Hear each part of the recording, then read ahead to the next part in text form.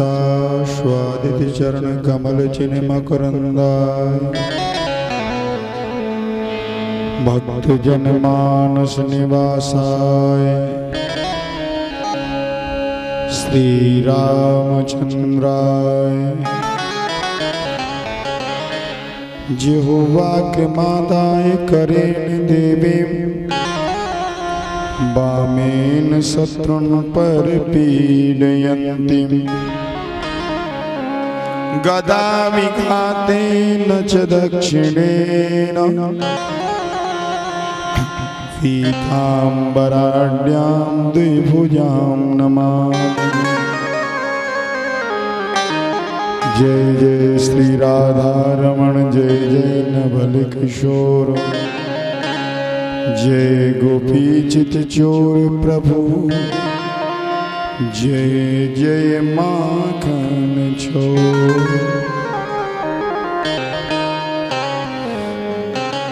गोविंद जय जय गोपाल जय जय गोविंद जय जय गोपाल जय जय राधा रमण हरि गोविंद जय राधा रमण हरि गोविंद जय जय गोविंद जय जय गोपाल गोविंद जय जय गोपाल जय जय नंदलाल जय जय नंदलाल जय जय गोपाल जय गोपाल जय। बोली भक्तवत्सल भगवान की जय हो। आओ अपने कथा प्रश्नों को याद रखो।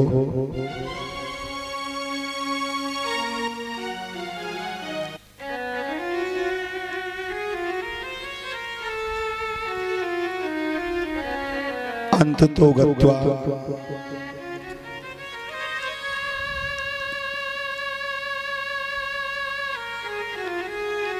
एक दिन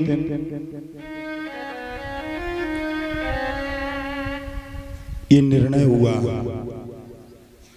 पांडव बैठे, पितामह भीष्म तो दुर्योधन के कौरव दल के सेनापति हैं। भगवान बैठे, पांचों भाई बैठे, नकुल सहदेव अर्जुन भीम युधिष्ठिर। एक चर्चा चल रही है। पांचों भाइयों ने भगवान द्वारकाधीश से कहा, ये बताओ हमारी विजय तो बड़ा मुश्किल है। भगवान द्वारकाधीश बोले, हाँ जब तक पितामह भीष्म सेनापति रहेंगे दुर्योधन के तब तक विजय नहीं मिलेगी। विजय कैसे मिलेगी? पांचों भाइयों ने कहा। द्वारकाधीश भगवान कृष्ण बोले, पितामह भीष्म की मृत्यु के पश्चात भगवान ने यहां तक कह दिया, यदि हम भी चाहें, जब तक पितामह भीष्म दुर्योधन के सेनापति हैं, द्वारकाधीश भगवान कृष्ण बोले, यदि हम भी चाहें, पांडवों से कहा कि तुम्हें विजय मिल जाए, तो हम भी विजय नहीं दिला सकते। तो पांडवों ने भगवान से प्रश्न किया, जब आप विजय नहीं दिला सकते तो ये तो बता सकते हो कि पितामह भीष्म की मृत्यु कैसे होगी। भगवान बोले, संसार की हम सब बातें बता सकते, लेकिन हम पितामह भीष्म जैसे भक्त की मृत्यु नहीं बता सकते। फिर कौन बताएगा? कब? वो तो वही बताएंगे। वो पांचों भाई पितामह भीष्म से रात्रि में छिपते गए। पितामह भीष्म समझ गए।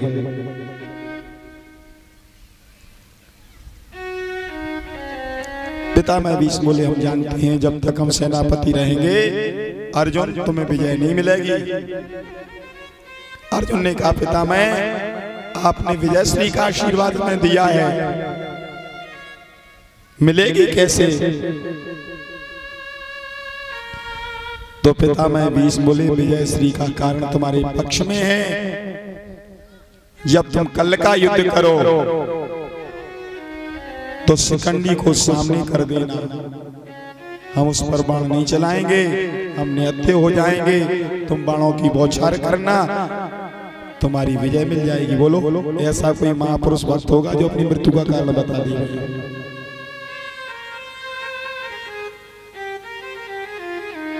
हमने देखो बताया ना, केवल दुर्योधन में और पांडवों में इतना अंतर था। दुर्योधन के पक्ष में वीर तो बहुत थे, लेकिन कृपा भगवान की नहीं थी। पांडवों के पक्ष में वीर भले ही नहीं थे कि कृपा, लेकिन भगवान की हमेशा पांडवों पर रही।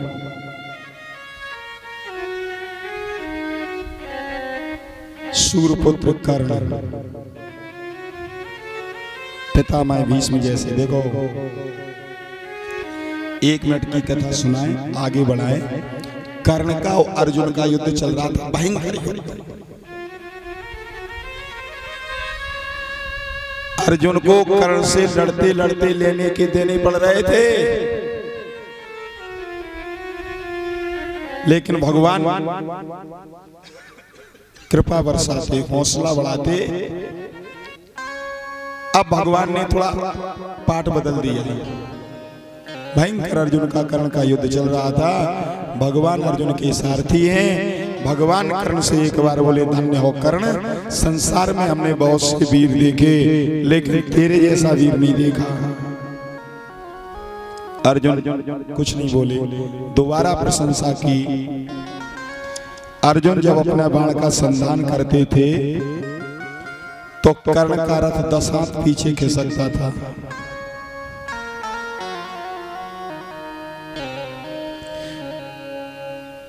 और कर्ण जब प्रहार करे तो अर्जुन का 5 हाथ पीछे खिस गए। तो अर्जुन ने कहा, महाराज तुम्हें धन्यवाद देना नहीं आता, हम उसका 10 हाथ पीछे खिसका देते हैं रथ, और हमारा तो 5 ही हाथ पीछे खिसक रहा, हमारी प्रशंसा करना चाहिए। भगवान हंस के बोले, अर्जुन से होश में हो, तुम्हें पता है तुम्हारे झंडा लगाया जो रथ पर, इस पे हनुमान जी बैठे थे, और हम सारथी बने और तुम बैठे।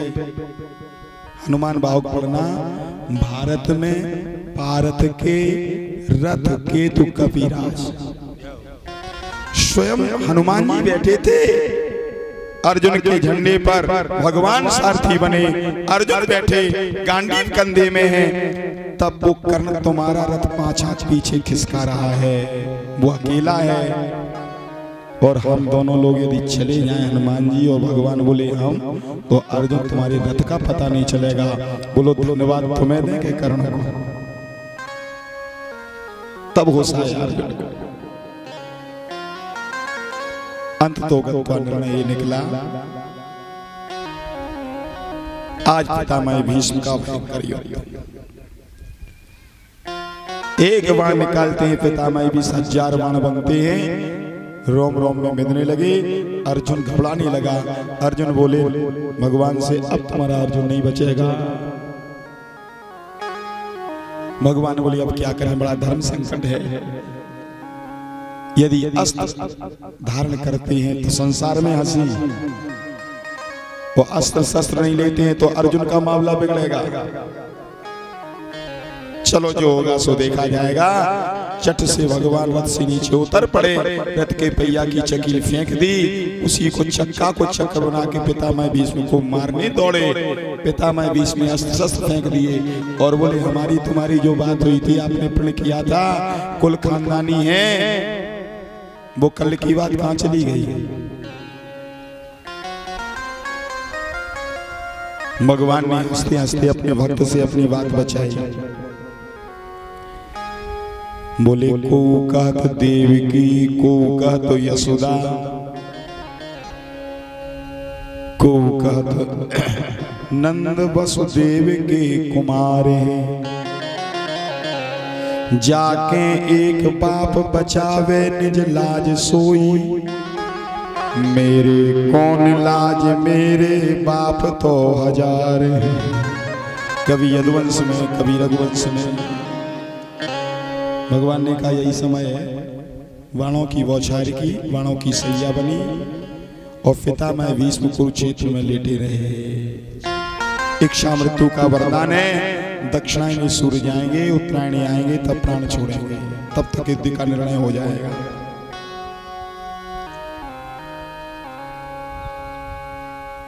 उत्तरायणी सूर्य आए, भगवान ने दर्शन दिए, पांडवों को लेके गए और भगवान के दर्शन करते करते पितामह भीष्म भगवत धाम में गए। बोलिए भक्तों के भगवान की जय हो।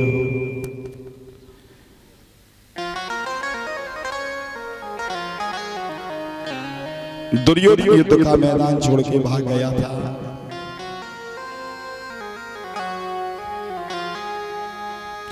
महाभारत के युद्ध में उस समय 2-3 ही लोग बचे थे, कृतवर्मा, कृपाचार्य, अश्वत्थामा और दुर्योधन।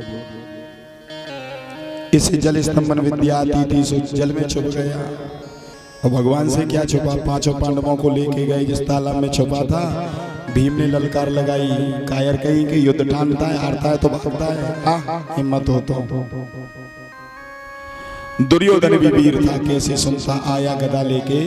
वो भगवान से बोला, जी 5 भाई हम अकेले तो हमें मार ही डालेंगे, अन्याय का युद्ध हो जाएगा। भगवान हंसते बोले दुर्योधन से, अच्छा भैया दुर्योधन तुम भी धर्म जानते हो।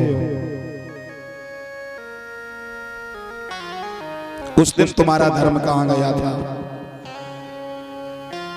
जब अभिमन्यु अर्जुन पुत्र चक्रव्यूह वेदने के लिए गया तुम, कारण जयद्रथ पापी शकुनी उस बालक को मार डाला था न्याय से। वो न्याय था अन्याय? दुर्योधन कुछ नहीं बोला। जब आदमी की कमी होती क्या बोलेगा? भगवान बोले हमारे सामने अन्याय नहीं होगा। 5 भाई हैं, जिसके साथ में युद्ध लड़ोगे वही तुमसे लड़ेगा, बोलो किसे चाहते हैं। दुर्योधन ने कहा नकुल सहदेव बच्चे हैं, बड़े भैया धर्म की व्याख्या है, वो क्या जाने युद्ध में। ये अर्जुन धनुर्विद्या का जानकार, अरे हाँ ये भीम ठीक है, गदा हनुमान जी लिए ले दे वो गदा। भीम बल में जाना थे, दाव पेच में दुर्योधन जाना था। 6-7 दाऊ जी से इसने गदा युद्ध सीखी थी। सुबह से युद्ध हुआ, शाम हो गई। दुर्योधन ने भीम दादा की ऐसी ठोकाई लगाई, नस नस ढीली कर दी। भीम भगवान से नाराज होके बोले 5 भाई हैं, मरवाने को अकेले हम ही थे, सो में भेज दी। अब भगवान ने इशारा किया ऐसे, जंगा में प्रयास करो विजय होगी। भीम बोले वाह भगवान हो, अच्छी बात है बता रहे हैं, हम जानते हैं गुरु परंपरा, हमने गदा युद्ध सीखा है, कमर से नीचे प्रयास नहीं किया जाता है गदा युद्ध में। तो भगवान बोले बने रहो धर्मात्मा, पिटते रहो, प्रकार को पूछ रहे तुमसे। फिर सारा भगवान ने किया, गंजा जंगा कच्ची है, वहां प्रयास करो, जंगा टूटेगी तब विजय होगी। ये प्रचलित कथा है, आप जानते हो। जब 99 भाई मर गए, अकेला दुर्योधन बचा, तो गांधारी बोली बेटा वो माता पिता को धिक्कार है जो पुत्रों की बलि देखे। हम चाहते अकेला तू बचा रहे, कुल हरा भरा बना रहेगा, करना क्या पड़ेगा। गांधारी ने कहा चाहे माँ के सामने बेटा 70 साल का हो जाए, बेटा तो बेटा रहता है। तो एक काम कर, जीवन में मैंने अपने नेत्रों की पट्टी कभी नहीं खोली, आज तेरे जीवन बचाने के लिए हम नेत्रों की पट्टी खोल रहे हैं। तू नग्न होकर के निर्वस्त्र होकर मेरे सामने से चला जा, तेरा शरीर वज्र का बन जाएगा, तुझे कोई मार नहीं सकता है। दुर्योधन को बात जम गई, निर्वस्त्र होकर जाना चाहता है, चल पड़ा। अब भगवान से क्या छुपा, भगवान ही आ गए सामने। भगवान बोले भागे लो,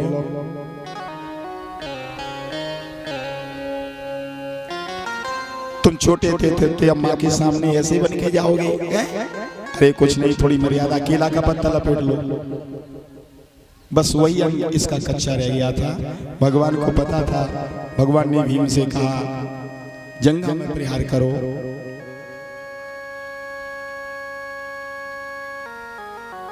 निकाल दो ये वैसे आराम से।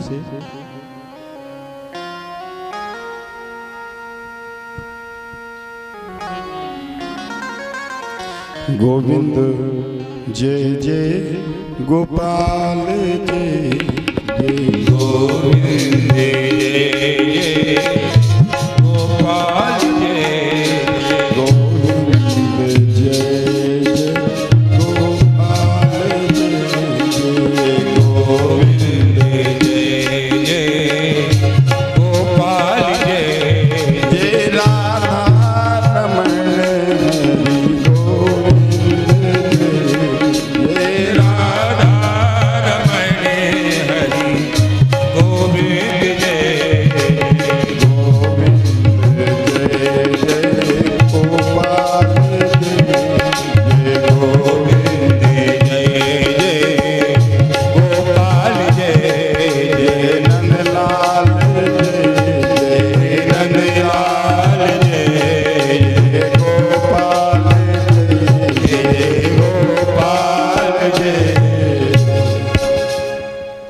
गदा का प्रहार भीम ने किया, जंगा टूट गई, मरणासन स्थिति में पड़ा है। भगवान बोले दुष्ट का क्या चिंतन करना, चलो पांडवों को लेकर हस्तिनापुर में आ गए। गुरु द्रोणाचार्य का बेटा है अश्वत्थामा। दुर्योधन रो रहा था, बिलख रहा था, अब मरा के तब मरा। अश्वत्थामा पहुंचा। गुरुजी पांडवों को चाहते, अश्वत्थामा दुर्योधन का मित्र था। दुर्योधन ने बहुत बुरा भला कहा दुर्योधन से अश्वत्थामा ने, तुम रो रहे हो मरते समय, वीर गति नहीं मिलेगी। अरे ये तो युद्ध है, कोई लड़ता है, हारता है, जीतता है, हैं? तो दुर्योधन बोला इसलिए नहीं रो रहे हम, तो भाग्य के लिए रो रहे हम। 100 भाई थे, 99 मर गए, हम भी मरने वाले हैं। पांडवों के भाग्य देखो, छोटे में 5 बड़े भाई, तो 5 बुढ़े हो रहे तो 5। अश्वत्थामा बोला हम जा रहे हैं, छल युद्ध करेंगे। दुर्योधन ने बहुत समझाया, कुछ नहीं बिगड़ेगा उनका। ये गया पापी, सो पांडवों के 5 बच्चों की सिर काट के लाया और झूठ बोली पांडवों के सिर हैं। तो दुर्योधन बोला जिस भीम ने हमारी गदा तोड़ी, जंगा तोड़ी, उसका सिर दो। भीम का बालक भीम जैसा सिर जोर से दबाया, फल की तरह कुचल गया।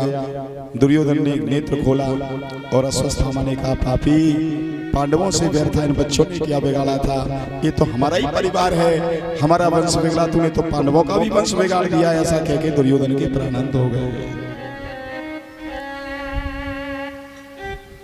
द्रौपदी रोती बिलखती अपने भाई भगवान कृष्ण से कहने लगी, माता शिशु नाम निधनम सुतानाम निशम्य घोरम परितप्यमान। कहा चिंता मत करो। अर्जुन के साथ में भगवान गए, अश्वत्थामा को पकड़ा, बांध के ले आए। क्या करना है बताओ। द्रौपदी बोली हमारे बेटा तो मर के चले गए, वे तो वापस आएंगे नहीं, गुरुपुत्र है। अपने स्वामी अर्जुन से बोली धन्य वो गुरुदेव जिन्होंने सर्वश्रेष्ठ अर्जुन बनाया, जो विद्या अपने बेटा पुत्र को नहीं सिखाई, बोल तुम्हें सिखाई, छोड़। मुच्चिता मुच्चिता में से ब्राह्मणों नितराम गुरु, गुरुपुत्र है, ब्राह्मण छोड़ दो। पांडवों की इच्छा थी से दंड मिले, जन्मजात जाके माथे में मणि थी, निकाली, शोर धक्का देके भगा दिया। संसार में जिसका अपमान हो जाए वो मरने से बुरा है। जिसे बात लग जाए महाराज, अभी शर्माओं की तो बात ही अलग है। एक दरी बिछी थी, एक सज्जन जाके बैठ गए, सो दूसरों बोलो जी तुम्हें थोड़ी बिछाई थी, काहे को बैठ गए जहाँ पे। सुनने बाकी करी घड़ी और फेंक दी। बोले हमें बड़े बड़े पैसे उठाओगा तब बुरी नहीं लगी, जब दरी की ठसक बता रहा है। अच्छा व्यक्ति मरते दम तक अच्छा ही नहीं छोड़ता है, वो बुरा व्यक्ति मरते दम तक अपनी बुराई नहीं छोड़ता है। अश्वत्थामा ने कहा पांडवों का वंश नहीं चलने देंगे। सो वीर इतनी शक्ति जाने छोड़ी उत्तरा के गर्भ की ओर। अभिमन्यु जो महाभारत के युद्ध में मारे गए, उनकी पत्नी का नाम है उत्तरा। इन्हीं के घर में ये बालक पल रहा था जो राजा परीक्षित के नाम से विख्यात होंगे। वीर का इतनी शक्ति, उत्तरा घबराई, भगवान के पास पहुंची, भगवान समझ गए, अंगुष्ठ मात्र का स्वरूप बनाया, भगवान उत्तरा के घर में पहुंच गए। बहुत कथाएं आप लोगों ने सुनी होंगी, प्रहलाद जैसे भक्त की माताओं के घर में रहे हैं, लेकिन ये पहली कथा है राजा परीक्षित जैसे भक्त माँ के घर में पहले से ही बैठे हैं, भक्त की सहायता करने उसी घर में स्वयं भगवान पहुंच गए। बोलिए भक्त वत्सल भगवान की जय। भगवान भक्तों के पीछे क्या नहीं करते हैं।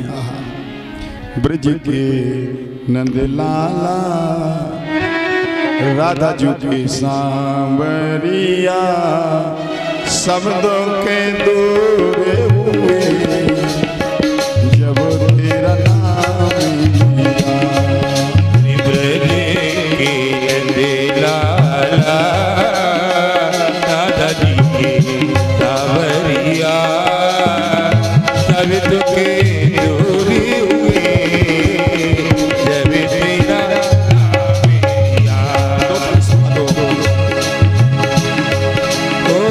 जब तेरी गोकुल